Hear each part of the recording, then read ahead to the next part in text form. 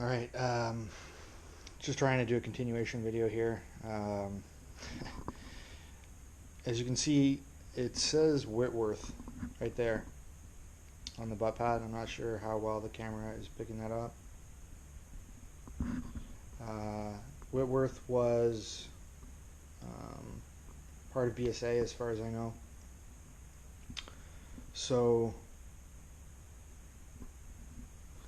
they did various sporterizations, and this was one of them.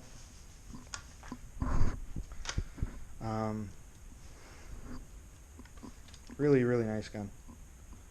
Very pleased with this gun.